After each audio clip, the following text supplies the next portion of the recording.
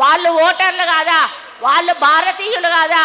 వాళ్ళను తీయమని చెప్పే హక్కు నీకెక్కడిది అని చెప్పి నేను అడుగుతా ఉన్నాను. ఈరోజు ఏబిసిడి ఎట్లయితే ఉందో బీసీలలో వాళ్ళు ఈ కేటగిరీ కింద వస్తారు. వాళ్ళ దామాషా ప్రకారం వాళ్ళ రిజర్వేషన్ ఇవ్వాల్సిన బాధ్యత మనందరి మీద కూడా ఉంది అని ఈ సందర్భంగా నేను విజ్ఞప్తి చేస్తా ఉన్నాను.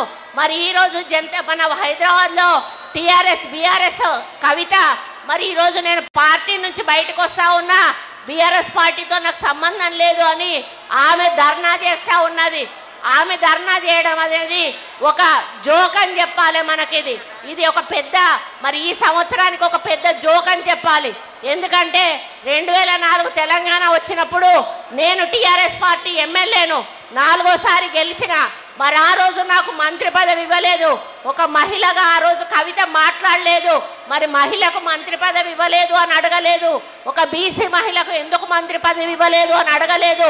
ఈ రోజు తన ఉనికి చాటుకోవడానికి కొన్ని రోజులు జాగృతి నడిపింది, కొన్ని రోజులు బతుకమ్మ నడిపింది. ఈ రోజు తన ఉనికి చాటుకోవాలంటే బీసీ నినాదం పెట్టుకొని మాట్లాడుతూ ఉన్నది. తల్లి నువ్వు మాట్లాడితే అది దయ్యాలు వేదాలు వల్లించినట్టుంటది. దయచేసి నువ్వు బీసీల గురించి మాట్లాడి బీసీలను అవమానపరచొద్దు అని చెప్పి నేను ఈ కవిత గారికి వేదిక మీద నుంచి సూచనలు ఇస్తా ఉన్నాను. ఇక నాకు తెలిసి